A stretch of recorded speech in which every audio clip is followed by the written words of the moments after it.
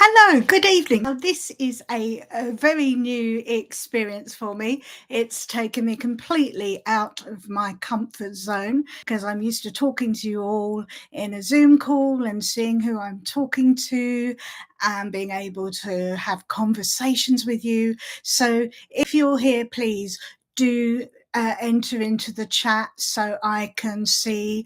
I have had loads of questions, loads of questions I will aim to get through. But first, I want to just let you know, for those of you who are joining for the first time who don't know what or who book careers are and who I am.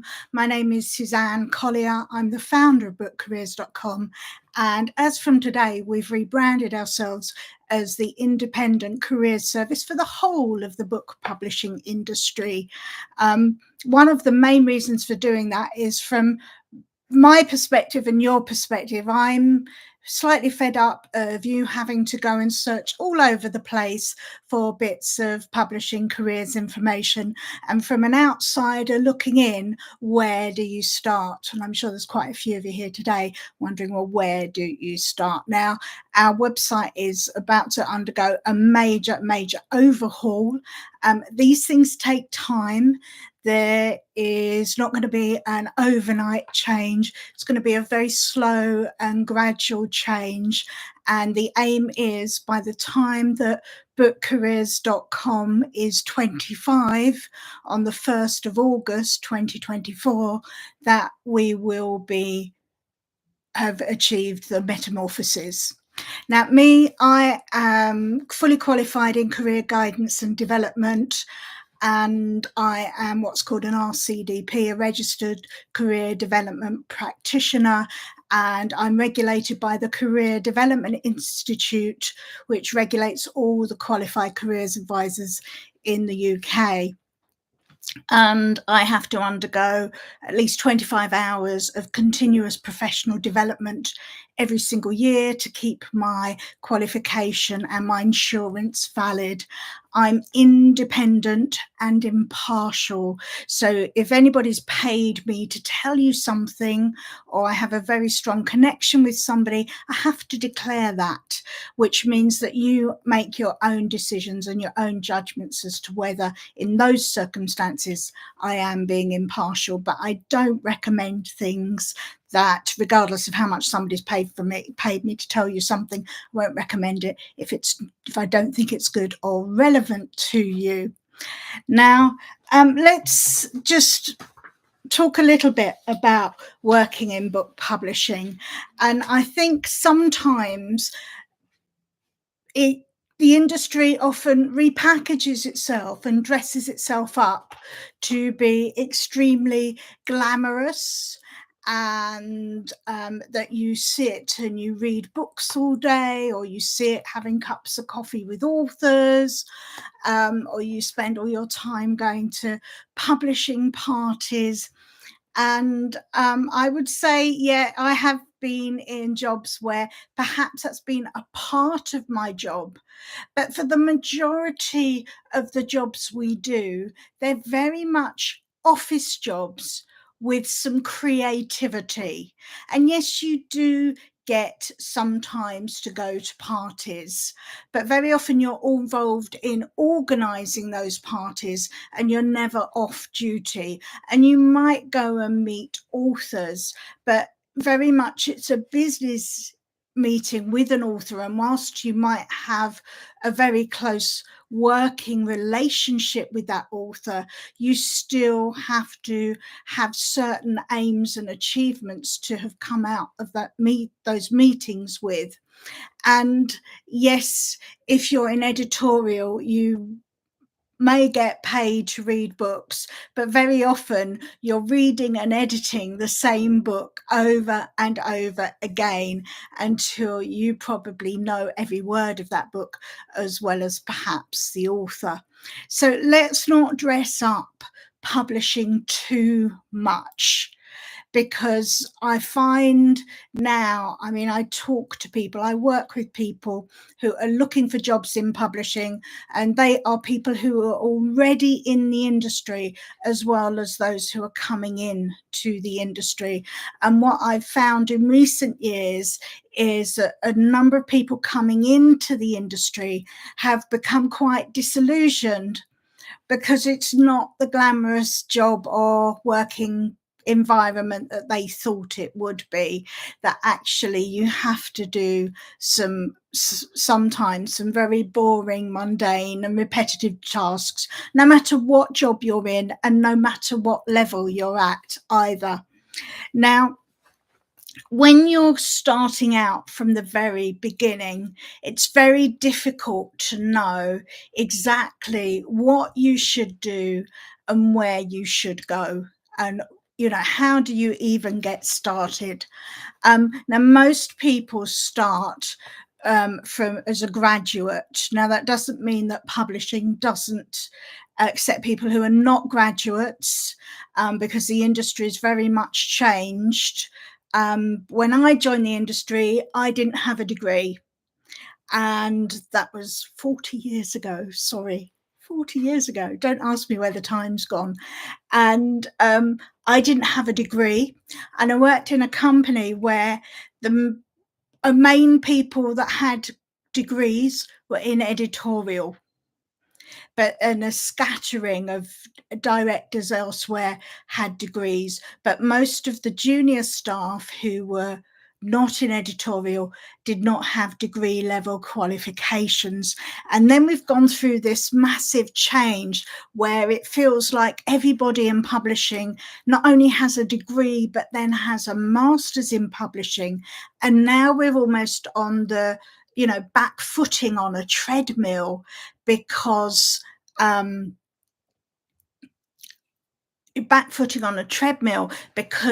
what's actually happened is that by expecting everybody to have a degree or have a master's in publishing, it's actually limited the inclusivity and the diversity of the industry. So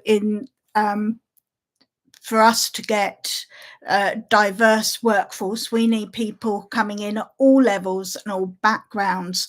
There are things now such as publishing apprenticeships, which you can apply for from age 18, and you can find out more about those on the London apprenticeship site. It's ldnapprenticeships.org, I think. But definitely, if you go to the government website for apprenticeships, gov.uk, and search for apprenticeships, you'll find Publishing Apprentice among all the other apprenticeships too. And you can find that you could apply for an apprenticeship, say, with someone like Bloomsbury Publishing, who incidentally their apprenticeship has just been shortlisted for an award. That's how good quality the publishing apprenticeships are. Then you might be able to find jobs straight from A level, probably some administrative jobs, or you might go and do another career or a side career before you get into publishing. And I deal a lot with career changes. A little bit more about my work later on, but some of the things that you can be doing now. And I always, every talk I give and every conversation you will ever have with me, or every time you ever ask me what you need to do to get a career in book publishing, the number one thing I will say is, if you take nothing more from this recording, this stream, if you take nothing more from this stream, if you only take one thing from everything I say this evening, it's learn how to read and understand instructions. And that's not unique to publishing, but within book publishing, so much of our roles involve us reading and understanding the job advertisement, reading and understanding the email from your boss, the instruction from the author, the printer, the bookseller, whoever. But it is the answer to life, the universe, and everything, to read and understand instructions. And here are some of the activities that you can be doing now to build your publishing skills. And this is regardless of whether you're in school, college, university, or in a non-publishing career. And the obvious one is spotting mistakes. Is one of the things that happens when you work in book publishing, and it doesn't matter what job you're in, it doesn't matter if you're in a marketing role, a production role, or an editorial role where you're paid to spot mistakes, you just get this second nature to pick up mistakes. So start to spot mistakes. And you don't rely on spell check when you type something, because spell check often is not accurate for certain things. It doesn't pick up when you've misused a word. And the common one I always see is when somebody's wondering, with an O, whether something's going to happen, and instead they've typed wandering, as though walking around, wandering. And also, when you write something, read it through and see if you feel it's well written, and you feel whether it needs a rewrite. So it's sometimes when you read a book, and I've had it quite a few times, where you're reading a book and suddenly the next chapter starts and it's like the author's got a whole new voice. And I've seen it happen. I won't name the author, but I've seen it happen with a very famous best-selling book where it came out after the book had been published that the author had actually put the book down for about 3 years, stopped writing that book for about 3 years before picking it up again and restarting it. And they hadn't, whilst they still had the plot line that they wanted to write, they didn't actually have the same voice that they were using. And the two halves of the book actually felt at times like two completely different novels. Anyway, I sidetrack. So one of the things we do sometimes is we rewrite the author's voice. And this is also good practice for when you write a covering letter. Is, yes, you need to not make mistakes in covering letters, but one of the keys to writing a good covering letter is it to feel like a letter, to have the words and the vocabulary flow instead of it being a set of statements like, I have good office skills, I have knowledge of InDesign. Whereas if I was just rewriting this, and this is just off the top of my head, I have good office skills and a good knowledge of InDesign. Actually, I would rewrite that further. I have good office skills and an excellent knowledge of InDesign. And why I went back and just rewrote that again is because one of the things you should look for when you're writing covering letters to a book publisher is your word repetition. You need to show that you've got a wide variety of vocabulary. Now, this doesn't mean fancy vocabulary and sitting there with a thesaurus, but this just means that your vocabulary should not completely repeat itself all the way through the letter. The covering letter should flow. The other things you can do is they're still used, even though people edit a lot on screen. Well, probably edit 100% on screen now, is to learn up to mark up texts to the British Standard Institute BSI proofreading marks. Is just get yourself very familiar with those. And you can do that now. You see all these things you can do now, whether you're at school, whether you're in another job. You can get on and do all of this.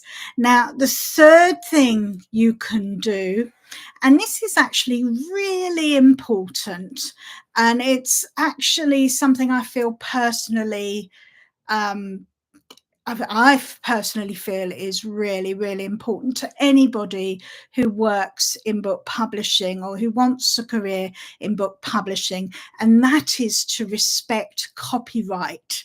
Now, I should have said at the beginning that some of this broadcast is copyright material from my book, How to Job Search in Book Publishing. Please don't go searching for it yet. You can see some post-it notes. I still have to write those sections of the book. There's actually another whiteboard that's fallen on the floor because it's been up there so long that I still have to write. And my target now is to get it all written by the end of November, which should be really interesting because I've got 3 careers weeks in November on top of seeing my usual clients.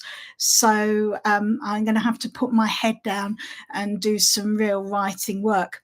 But the thing with copyright is to understand the basics and to always give credit to somebody else's material if that's what you're using.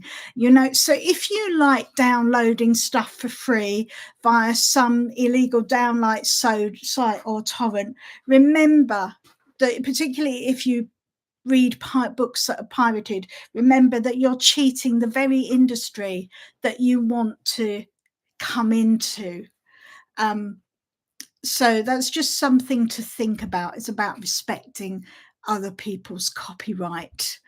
Now, I mentioned about word repetition in a covering letter, but I would also suggest that you play some word games and challenge yourself to learn new words and increase your vocabulary, because when we're not in conversation or when we're not using words often enough, sometimes our conversation becomes very limited and our vocabulary becomes very limited.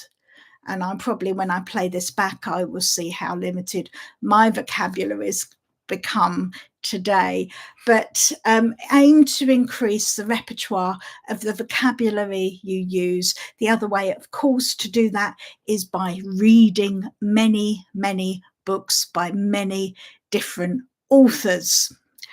And this brings me on to my favourite tip, which is to read.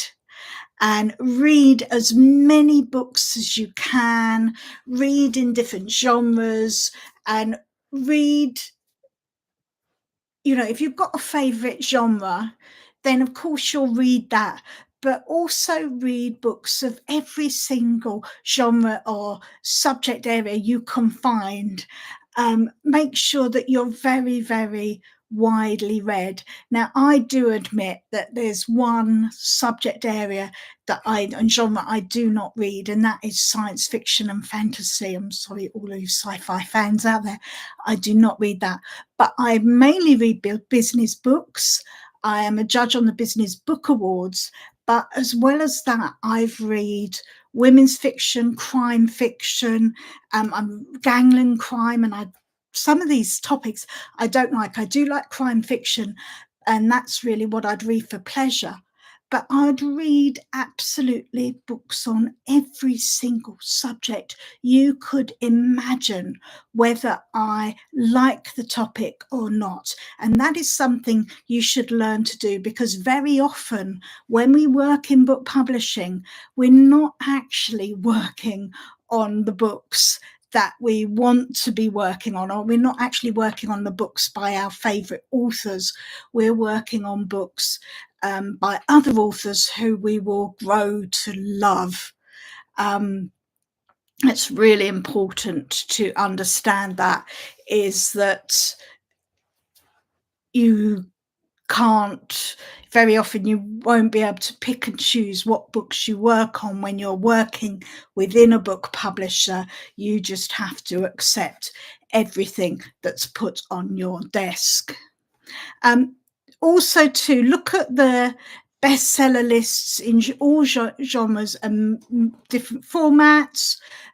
Look at what is going on in the world and see what's making the news. I know the news at the moment is very uncomfortable, whichever way you view it, but keep in touch with what's going on in the news, because very often what's in the news today will be published somewhere in a book tomorrow. Now, there's certain things you can do to get some publishing skills. And one of the main things you can do is to get some office skills. And when you join book publishing, your job, particularly if you're entry level, your job will be mostly administration. And I get lots of questions. I have questions here today, which are very much focused on what can I do to get skills? What can I do to get publishing skills? Now, for most entry level jobs, what you need to do is you need to be able to answer a telephone professionally. You need to be able to reply to an email in a professional manner, such as if you're replying to an author or someone who's inquiring about a service the company may provide. You need to open a document and start typing. You need to be able to take minutes of a meeting at a meeting and know how to create action points from those minutes. And you need to be able to book appointments, manage a diary, and book things such as travel or taxis or restaurants. And I'd say, as well as things like filing, the other thing is really important, particularly if you want to go and work for a big publisher, is learning how to manage a busy email inbox. And by busy, I mean around 200 emails a day, which need to be answered or processed almost daily, because there'll be another 200 emails tomorrow and the day after and the day after that. Now, one thing that you will have noticed is none of those skills are unique to book publishing, is you can go and get those skills anywhere. You can learn how to do that. And most of the time, when you're looking and applying for an entry level job, what the publisher is looking at is, yes, you might have a little bit of publishing knowledge, and I'll come on to that in a second.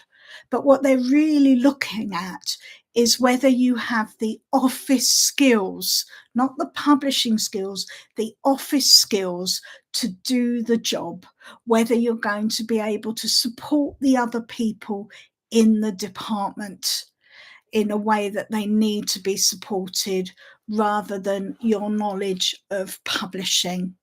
Now, if you want to learn more about book publishing, Jesus, I've got it here.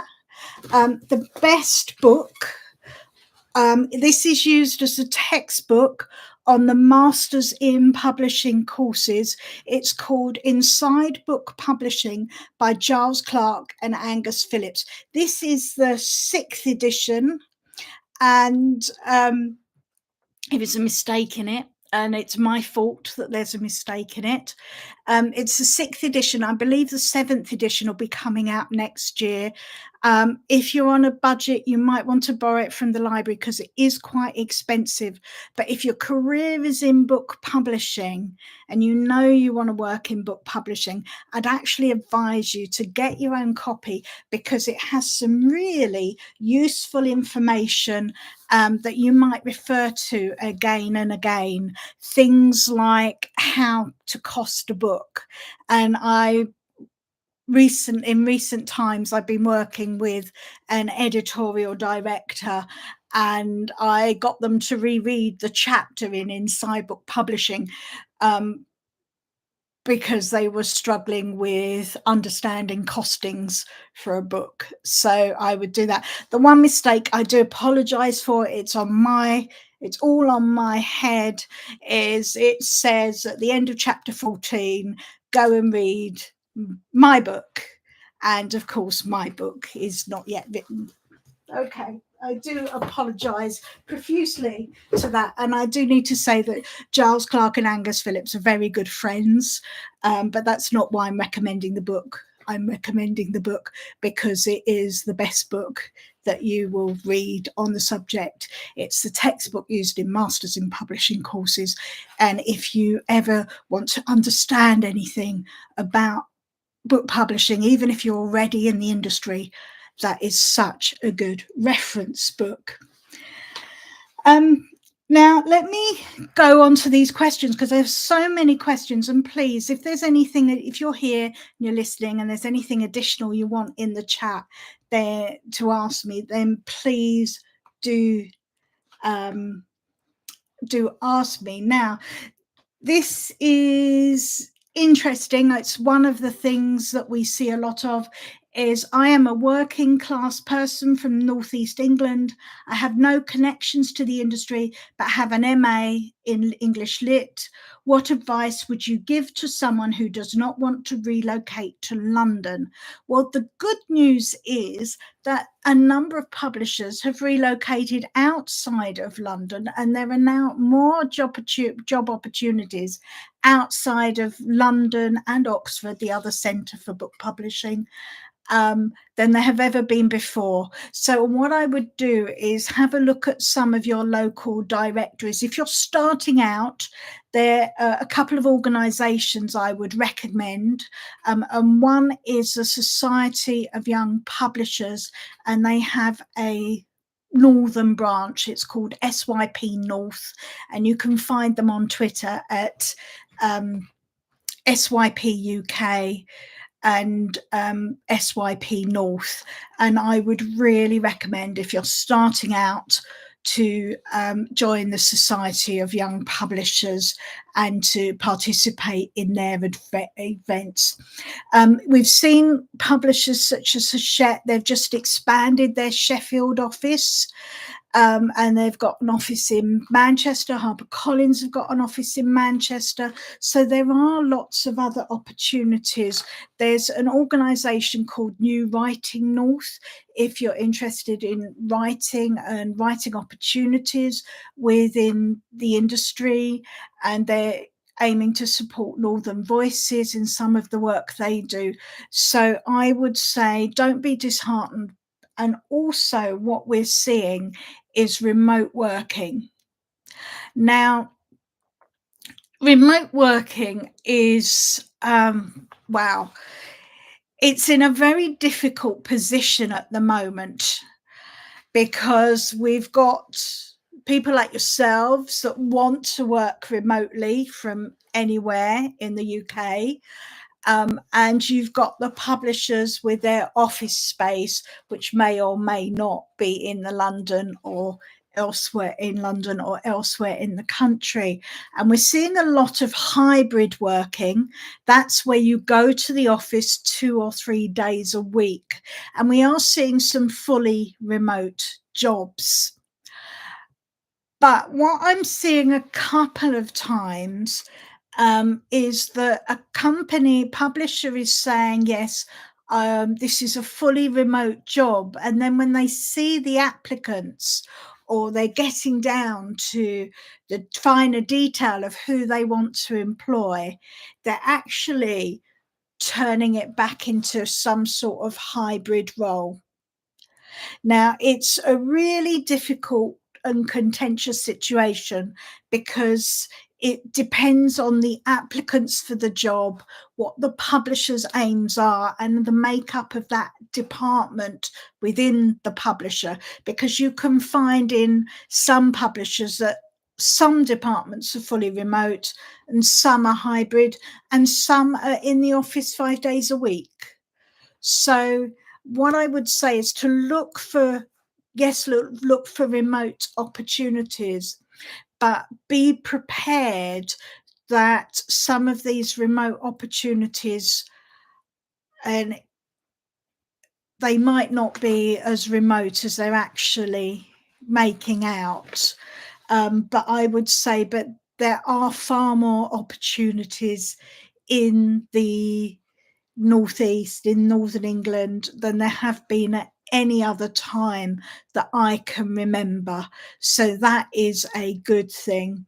Well, I've had a question about if the publisher doesn't mention remote working or doesn't mention a location, should you apply and suggest that you would be interested in that role as a remote working role? I would say that usually now you'll find in the advertisement that they will say this is a hybrid role, or this is a 5 day a week in the office role, or this is a fully remote role, or sometimes they say we're flexible. So I would always read the detail in the job advertisement. Remember that first point, read and understand instructions. Read the detail in the job advertisement, and that will tell you whether there might be some flexibility in there. But if the publisher has said this is a fully 5 day a week office role, then please, I would suggest not to waste your time and not to waste their time in trying to convince them that they need it to be a remote role, because I'm sure if they've already said that and stated that, there must be some very good reasons why.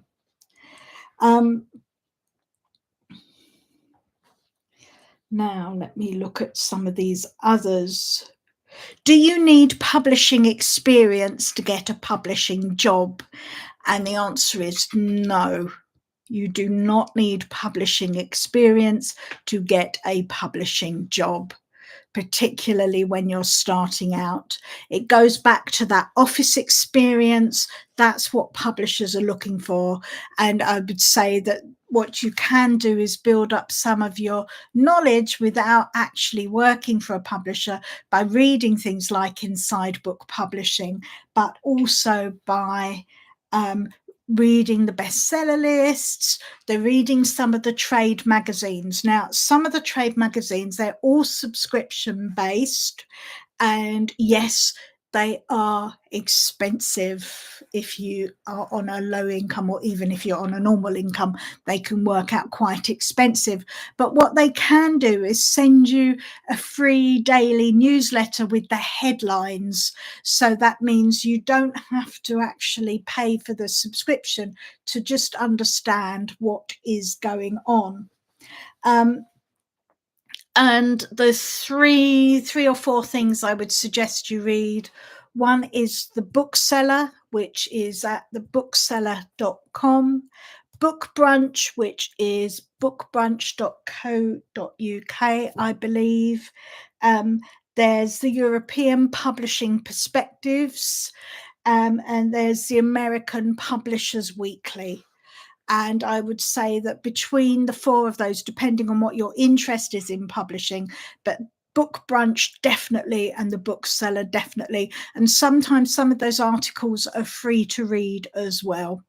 So I would definitely use those to increase your publishing knowledge. And There used to be an excellent publishing community on the platform called Twitter. It's become quite fragmented recently. There is build up of a community on Threads, but there's still very much lots of publishing people on Twitter, and you can engage in that conversation. Obviously, there's TikTok and Book Talk where everybody's talking about books, and I'm really meant to be on TikTok, but I'm doing this. I'm doing this at the moment. So I would say there's lots of different ways, and also by joining organisations like the Society of Young Publishers. Another organisation to give a shout out to is Book Machine, and that's more for people who already have some sort of publishing knowledge, I would say.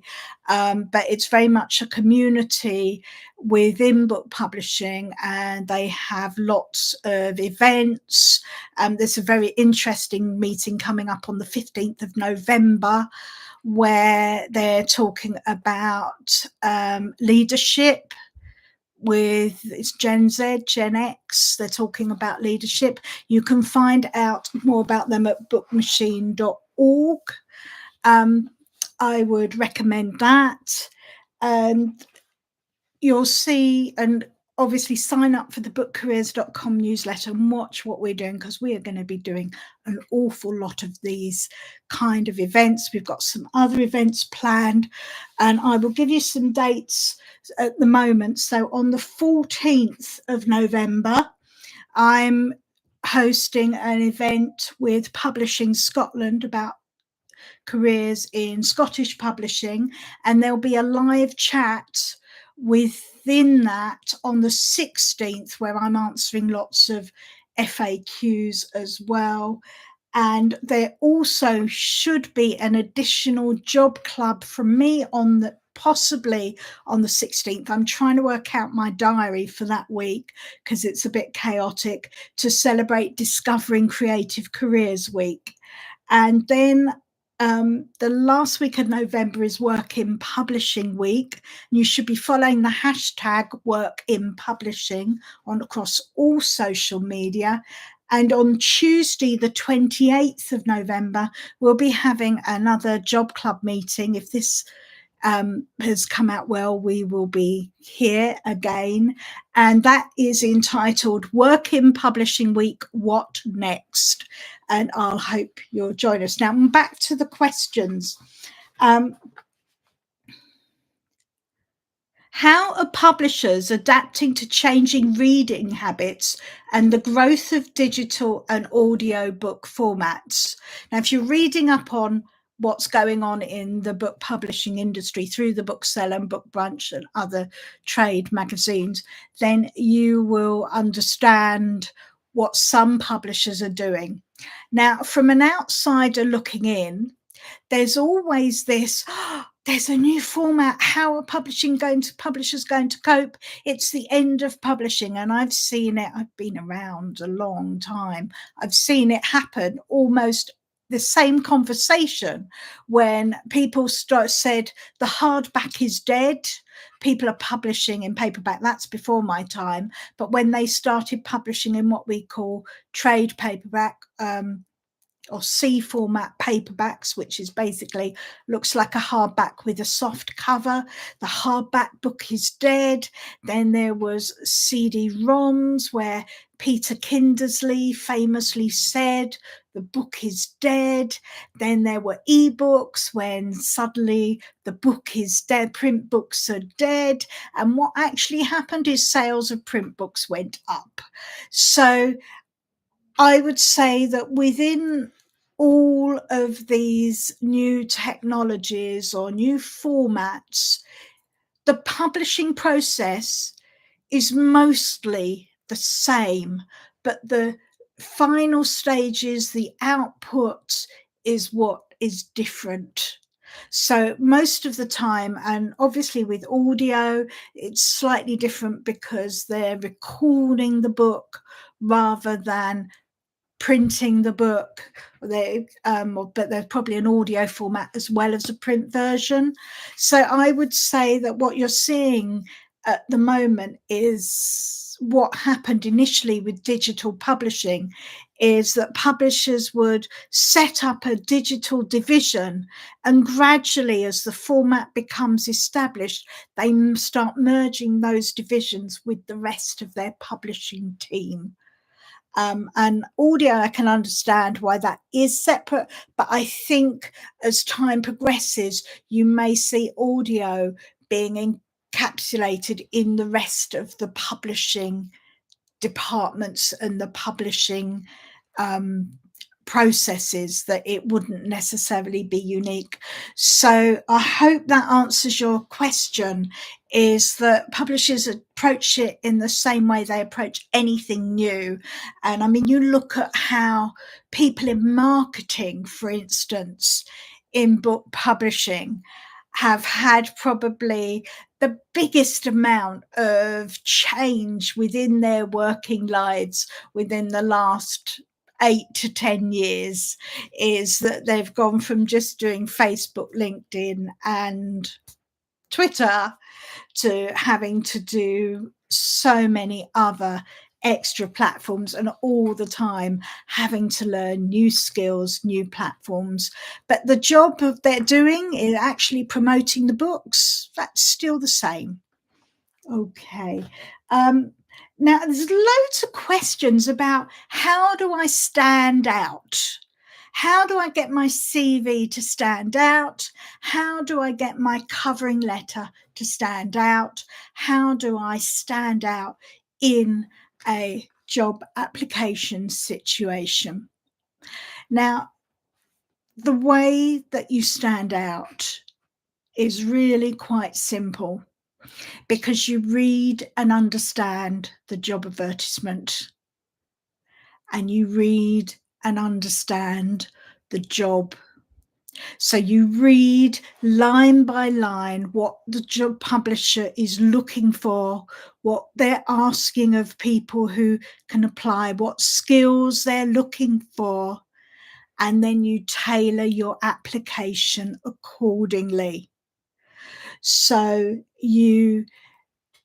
now that seems really simple, doesn't it?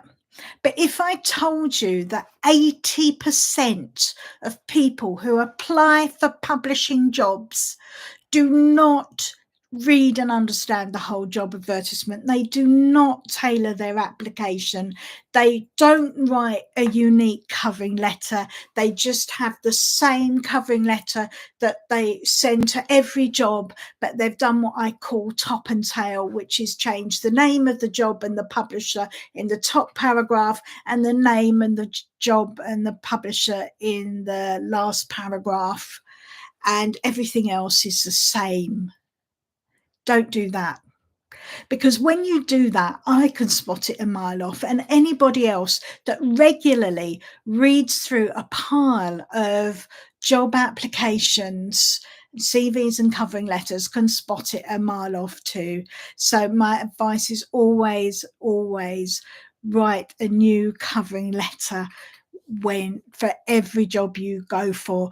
And it is a knack to do it, and in future job clubs we'll talk more about writing covering letter, but it is about reading that job advertisement line by line and then writing.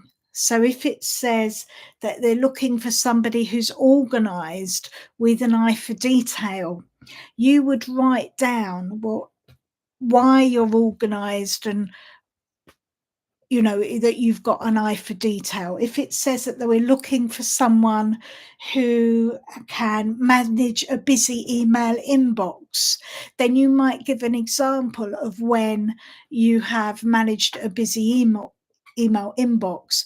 But you don't want to be too literal about it, and you don't need to justify every single point, because I said earlier this evening, has to flow like a letter.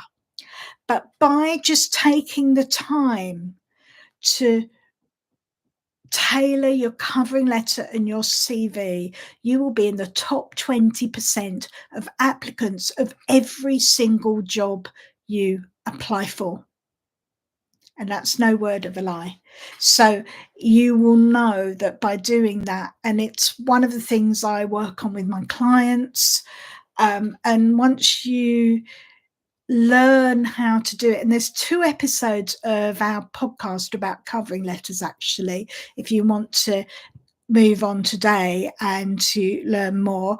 And if you're not subscribed to our weekly careers podcast, you can find us on iTunes, Spotify, Google Podcasts. We're almost everywhere, I think. Or you can go to the bookcareers.com website, click the top link that says podcasts, and you'll find all 235 episodes. There are 2 on covering letters, at least 5 on CVs, 1 on answering those dreaded application questions when you have questions to answer instead of sending a covering letter, and about 6 on different types of interviews when you get to that stage. There's one particularly about how to cope with the pre-recorded higher view video interview, which if you're applying for jobs with Penguin Random House and you're applying for an entry-level job, as part of their selection process, you're likely to be given a higher view interview, and there is a podcast episode especially about that. So I would do recommend that you you subscribe to the Book Careers podcast. And I got it's every week I have a every time I have a conversation with clients, I'm writing post-it notes about future topics. And this is one that's coming up, is how to increase your market awareness. And that's coming up in a future episode, as well as some special episodes with some very special guests. Now, do publishers read every job application? Now, I have interviewed over 300 people who recruit within the industry for my book. And it's something I've asked every single one of them. And the answer is yes. Every single application for any job you apply for in publishing is not sifted by AI. It is read by a human being to some extent.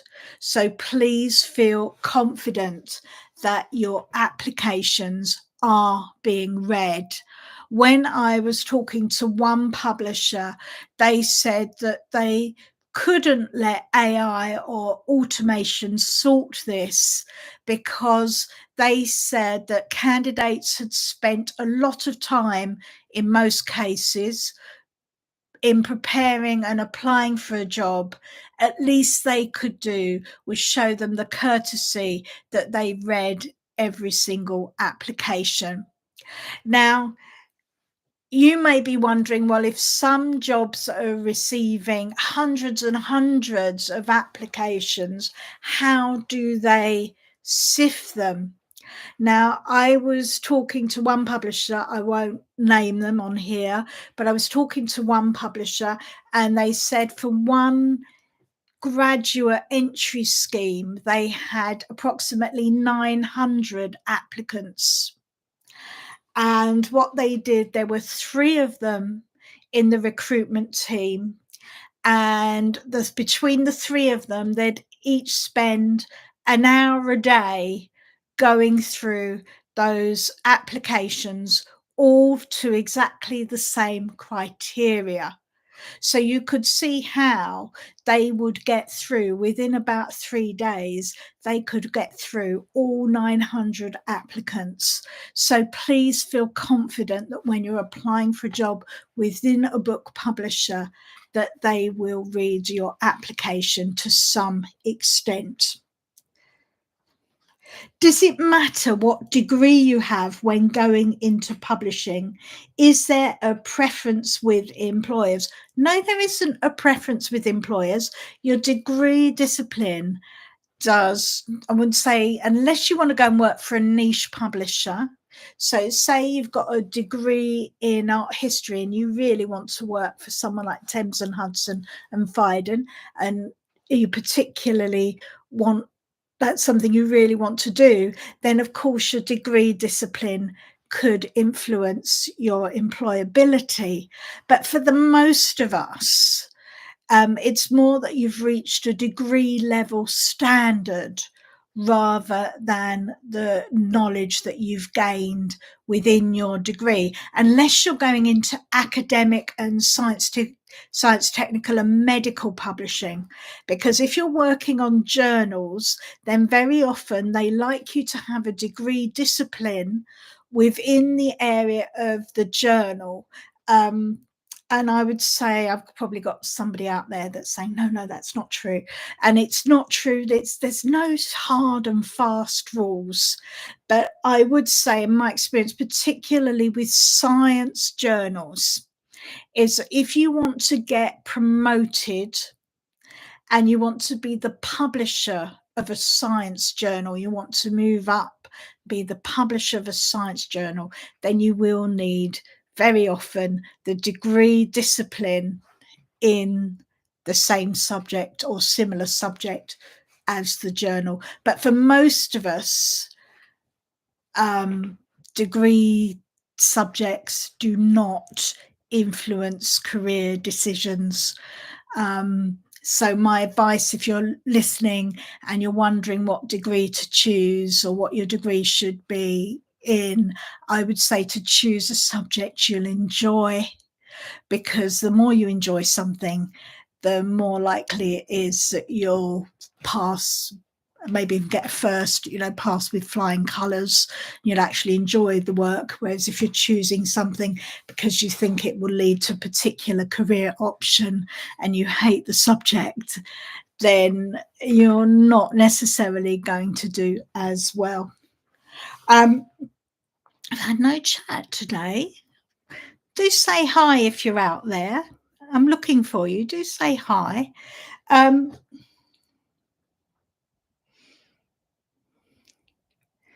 me see. Hey, hello. Hello, Ellen. Hello, Sylvia. Hello, Olivia. Hello, Micah. Hello, Micah. If you've seen the new podcast cover for this week's podcast, it's got a different photo of me. I'm probably going to change that photo. But Micah is the person that designed that podcast cover, and I absolutely love it. She's been working on some of our other branding as well. I absolutely love it. So hi, Micah. Now, let me just see. You see, there's loads of duplicate questions, like what attributes stand out to employers in the publishing industry? Your office skills. I can't emphasize that enough. Your office skills really do make a difference. Now, there was a question about what's the best way to gain experience in the publishing industry when I'm ineligible for the majority of the internships on offer? What I would say is don't get obsessed with trying to find an internship.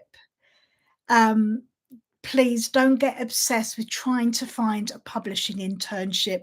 You're much better off to go and get a job in any industry which mimics having what you might do in publishing.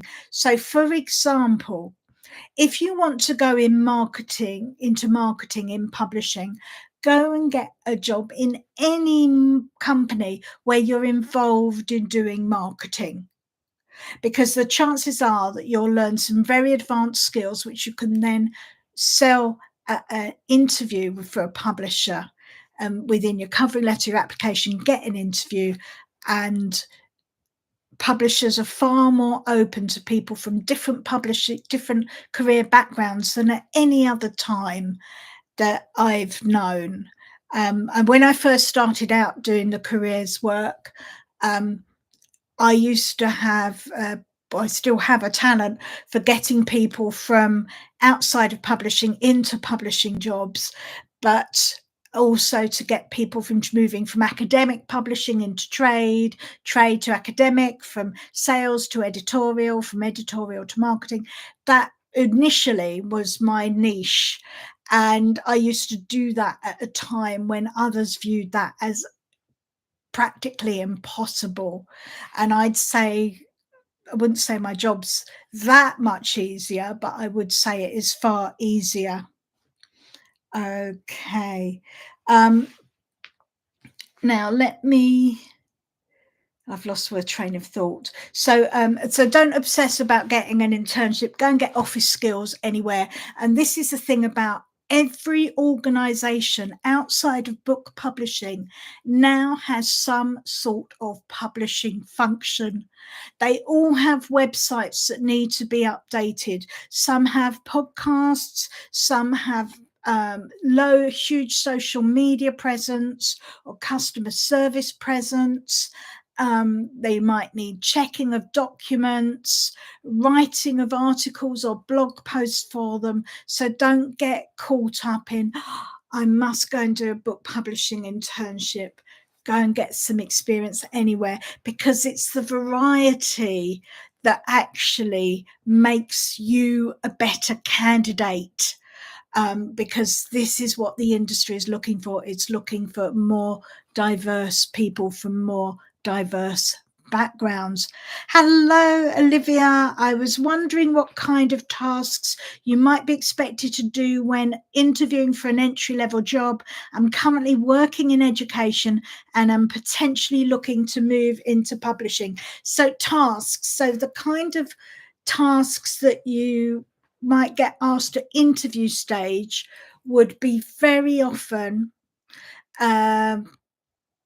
an alphabetization task, so putting things, a list of things into alphabetical order, and a prioritization task, so where you might be given a list of 5 or even 7 tasks and asked to put them in order of what you do first, with the reasoning behind why you've chosen what you are doing first. And those are some of the very basic interview tasks. Others might be just checking a document for mistakes, just basic proofreading, if it's either an editorial or even a marketing role, because in marketing we're writing, we're doing marketing documents, social media posts. And I do apologize, it's really difficult for me to write a social media post without making a mistake. That's me. That's just who I am. And I know it's very easy for me to lecture you and to say, don't make mistakes. I've actually got a slight disability, and that's why it occurs with me. So, hi, Rachel, good to see you. Do you think UK publishers view non-UK job experiences with the same value as UK job experience? Yes, I do. I do. I think it's got a lot to do with how you express your experience on your CV and in your application. But yes, I do. I think that any experience, any work experience is valuable, whether it's been attained in the UK or elsewhere. What I will say, and I had a query from somebody this week where they'd been working for a publisher in the UK and they'd had to go back to their native country, and they wanted to know if they could find a remote job working in their native country, working in the UK. And unfortunately, the chances of that happening are really very rare. The only time it might happen is if you're in sales and the publisher's looking for a rep who is actually based in your country of origin. But it's the reason why, if you're overseas, why publishers won't let you work remotely overseas. It's all to do with tax and insurance purposes. It just really, really complicates things. So this is why if you're looking for work for a UK publisher, you need to be based in the UK. The other thing is, and I don't want to get drawn into this today, is about visa sponsorship. There's a blog post on our website, there is a whole podcast episode, and that unfortunately, if you do not already have a visa to work in the UK, it is highly unlikely that you will get sponsored to work in UK book publishing. You can go into any other industry and you'll probably get sponsored, but it's highly unlikely that you'll get sponsored for UK book publishing. UK book publishers now have real difficulty even doing intercompany transfers. So I don't want to get drawn into that too much. And I think I'm going to wrap it up for tonight. I would love your feedback on how this has gone for you. And it's really embarrassing because I got a mic and it turned up at about 3 o'clock today and I don't know how to use it yet. Otherwise I'm just using my MacBook microphone today. But you can email me at suzanne@bookcareers.com and let me know how I'm doing, because it's the only feedback I get. And it just leaves me to say my usual sign off: may you all be doing a job you love and being paid the salary that you so richly deserve. Thank you so much for joining me this evening.